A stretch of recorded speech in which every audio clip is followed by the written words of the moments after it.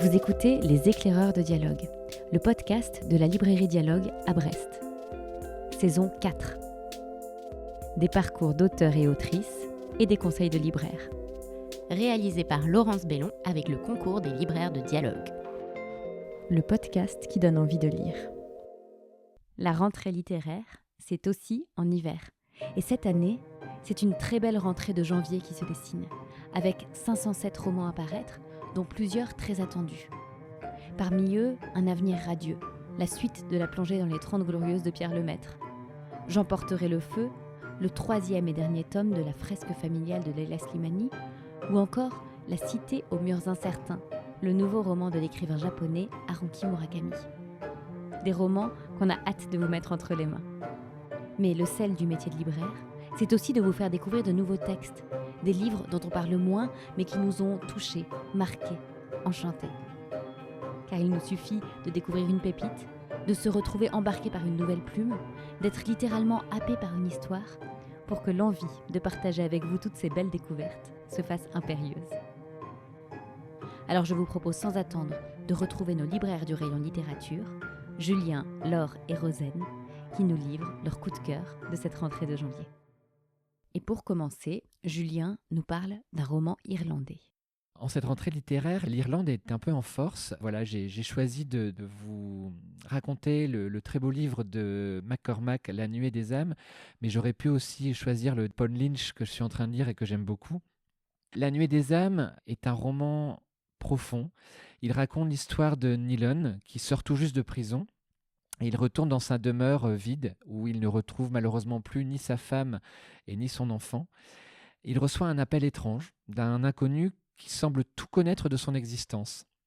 Et devant l'insistance de cet homme, il essaie de comprendre ce qu'il lui veut et va par ricochet replonger dans les méandres de son passé jusqu'au moment où un attentat éclate sur le sol irlandais.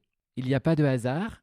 McCormack en fait distille la vie d'un homme complètement meurtri dont on apprend bien des choses au fur et à mesure de la lecture. On est dans une Irlande contemporaine.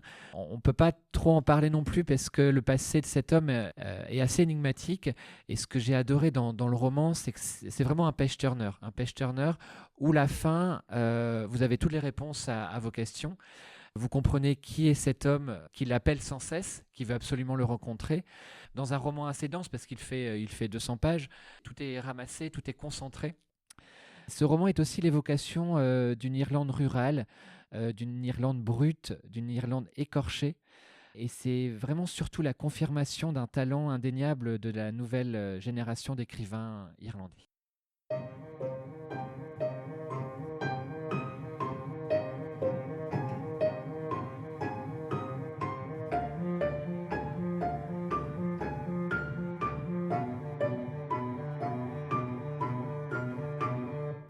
À présent, je vous propose d'écouter Laure nous présenter 2 romans qui l'ont conquise, à commencer par celui de Gaëlle Josse, une autrice que nous aimons beaucoup à la librairie et que nous avons d'ailleurs accueillie à ce micro pour 2 épisodes l'année dernière. Son nouveau roman a pour titre « De nos blessures un royaume » et est paru aux éditions Buchet-Chastel.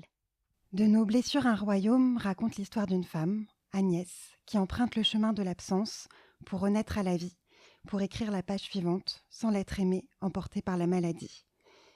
Pendant un temps, elle tient grâce à la danse. Comme elle le dit elle-même, « J'ai tenu jusqu'au spectacle, j'ai rempli le contrat, les 5 représentations prévues pour ce festival. Tenir jusqu'à la 5e et dernière, saluer et entrer dans l'absence.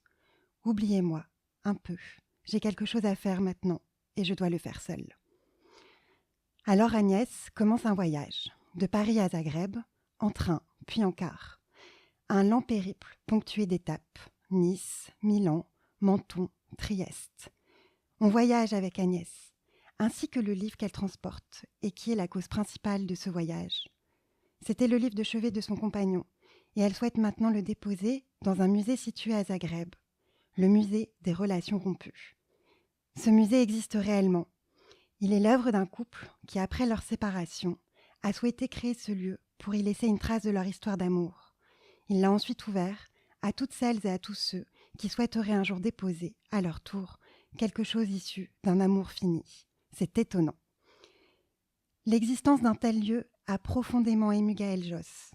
Au fond, il fait écho aux histoires qu'elle raconte, aux personnages qu'elle dessine, car la plupart connaissent la chute, puis se relèvent, trouvent en eux la solution et s'y accrochent. À l'instar d'Agnès, qui tente de se reconstruire après la perte de son compagnon. L'auteur explore avec finesse et pudeur ce moment du deuil où il est nécessaire de trouver une porte de sortie pour continuer à vivre, ou plus exactement s'autoriser à vivre sans l'être disparu, dans les déplacements et les voyages, dans l'art et les lieux, dans la rencontre de l'autre, même si elle est fugace, et dans les souvenirs, surtout. Toutes ces choses nous rappellent à la vie.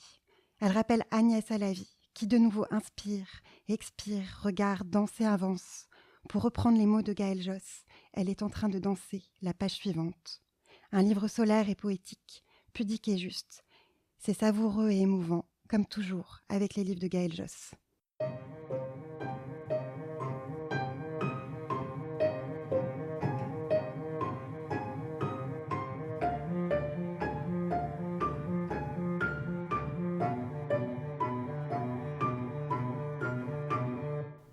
Le second ouvrage que je souhaite vous présenter est écrit par Séverine Chevalier, Théorie de la disparition, publié aux éditions La Manufacture de Livres.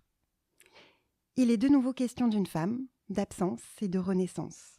C'est l'histoire de Mylène, une femme de 69 ans qui elle aussi va connaître l'heure de la renaissance, mais pas pour les mêmes raisons qu'Agnès.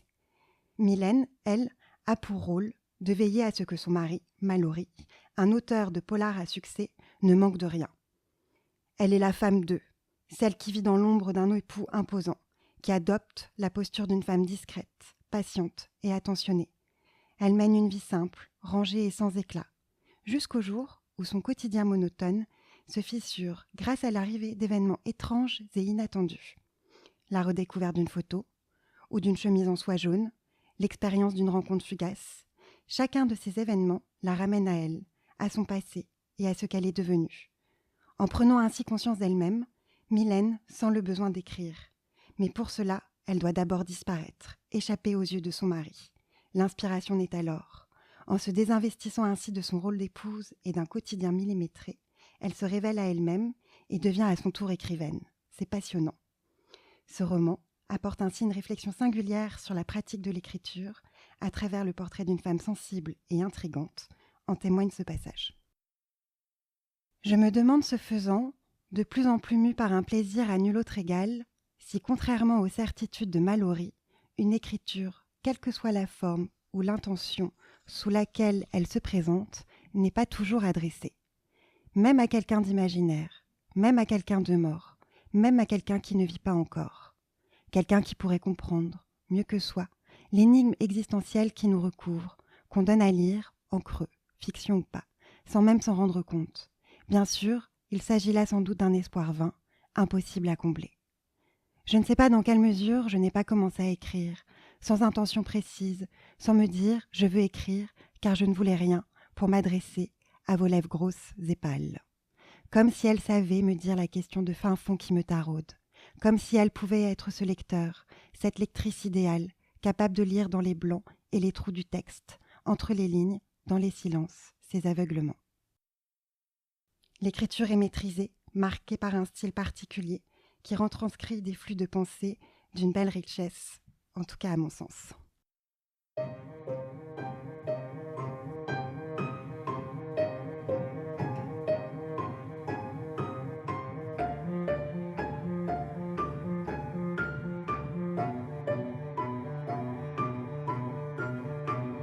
Nous retrouvons maintenant Rosen, qui nous parle de 3 belles découvertes de ce début d'année, parmi lesquelles 2 premiers romans. Écoutez Les eaux vives d'Emmanuel Favier, un coup de cœur de cette rentrée d'hiver. Après Le courage qu'il faut aux rivières, écrit il y a quelques années, qui était pour moi une très belle découverte, après La part des cendres et Le livre de Rose, Emmanuel Favier revient avec un roman maritime. On est dans un univers très poétique où Emmanuel Favier explore les profondeurs marines. On découvre le personnage d'Adrienne Ramsay, qui est une oreille d'or de la Royal Navy. Elle est d'origine écossaise. C'est une des premières femmes à embarquer sur un sous-marin. On va découvrir donc ce milieu des sous-mariniers. Mais on ne va pas uniquement être avec Adrienne Ramsay dans le sous-marin. On va aussi la suivre à l'extérieur et être baladé entre l'Écosse, la Bretagne, avec tout un passage à Brest.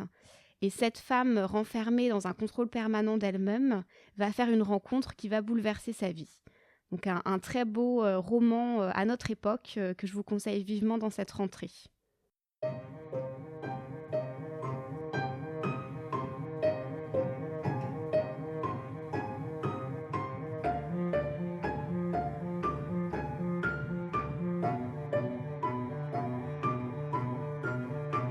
Mon deuxième coup de cœur de cette rentrée, c'est le livre de Joanne de Paul Turin aux éditions Stock. C'est un premier roman qui nous embarque. On est au XIVe siècle en Angleterre, à York précisément, et puis on va aller à Londres. Joanne de Lyde est une nonne bénédictine de l'abbaye de Saint-Clément. C'est une femme curieuse qui n'arrive pas à se contenter de sa vie en communauté et qui n'a qu'une envie, c'est découvrir le monde. Et elle va être aidée par un petit groupe de nonnes pour mettre au point une supercherie pour s'évader. Et l'abbesse va tout faire pour la retrouver, donc on va suivre cette course-poursuite. Donc c'est vraiment un premier roman haletant dans lequel on suit l'épopée de Joanne de Lyde. Il y a de l'humour, c'est fluide, c'est prenant, vraiment un bon roman de cette rentrée.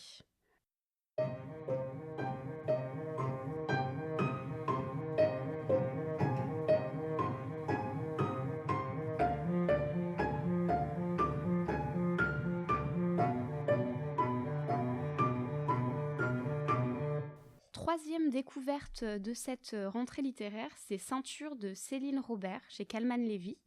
C'est un roman choral, un roman charnel qui explore le rapport à la sexualité, où on va suivre plusieurs personnages avec une psychologie, une description très fine, sans jugement, sans caricature.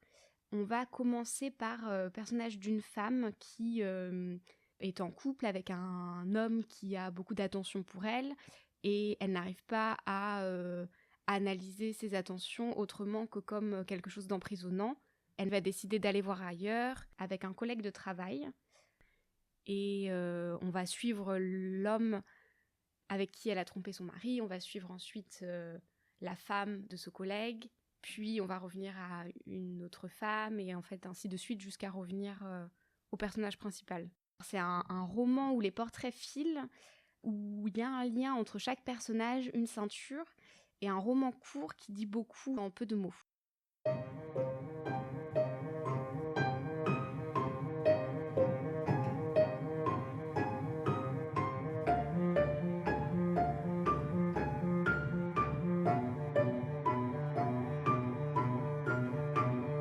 Pour terminer, Julien nous propose de plonger dans le deuxième roman de Sarah Jolien-Fardel, paru aux éditions Sabine Vespizer, après sa préférée, roman paru en 2022 qui a profondément marqué tous les lecteurs qui s'en sont emparés.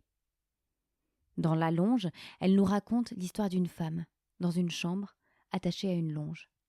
Un nouveau récit bouleversant et inoubliable, dont voici la première page. Tous les matins, pendant un quart de seconde, je suis bien. Un quart de seconde où je ne me rappelle plus qui je suis, ce que je fais, où je dors. Pendant ce quart de seconde, Rose n'existe pas. La Rose que je suis devenue n'a pas encore pris possession de mon esprit. Mon corps passe encore, mais ma tête.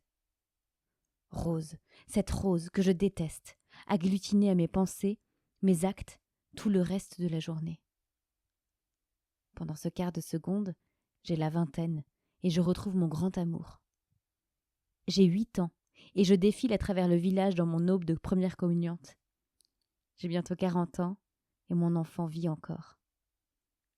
Il passe trop vite ce quart de seconde. Droit derrière, Rose, 43 ans, me dévore jusqu'aux os. Je me souviens que je n'arriverai pas à me lever, que je pleurerai sitôt que je comprendrai qu'une nouvelle journée commence, que je devrai lutter pour chaque geste, chaque minute de chaque journée.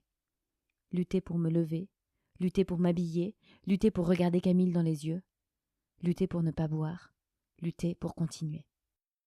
L'incipit de ce roman est assez saisissant. Je l'avoue, il peut faire peur, il est douloureux, mais croyez-moi, le talent de Sarah Jolien-Fardel est de nous bousculer, de provoquer chez son lecteur de l'émotion.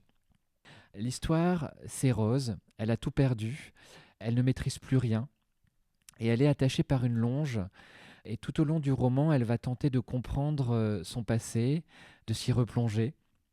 Elle évoque avec lumière son enfance dans les montagnes suisses, la rencontre avec Camille, son amour de jeunesse, avec qui elle va vivre une vie assez incroyable. Lui est architecte, elle va faire des études d'ostéopathe, donc elle va travailler les corps, manipuler les corps. C'est assez important aussi dans la compréhension de ce roman. Elle évoque aussi le souvenir de sa mère, une mère effacée, une mère fantomatique et instable. En fait, elle évoque autant de souvenirs qui vont lui permettre aussi de renouer avec la lumière. Puisqu'au départ, comme je vous l'ai dit, ce roman peut paraître sombre, mais au fur et à mesure de la lecture, elle va ouvrir une porte où les mots vont l'aider à s'en sortir, où la littérature va l'aider, la rencontre aussi avec une femme dont je ne dévoile pas l'intrigue. Donc en fait, après sa préférée, son premier roman, que je recommande vivement aussi, Sarah Jolien-Fardel vraiment confirme son talent inouï à décrypter les âmes égarées, à raconter l'innommable et surtout à ravir ses lecteurs. C'est la fin de cet épisode des Éclaireurs de dialogue consacré à la rentrée de janvier. Un grand merci à Julien, Laure et Rosanne pour leurs conseils qui, nous l'espérons, vous auront donné des envies de lecture. Vous pouvez retrouver toutes les références des livres cités en description de cet épisode et ils sont bien sûr disponibles à la librairie et sur notre site internet librairiedialogue.fr. Et si cet épisode vous a plu, on compte sur vous pour le partager et en parler autour de vous. N'hésitez pas non plus à vous abonner pour ne pas manquer les prochains. À très vite et belle lecture d'ici là.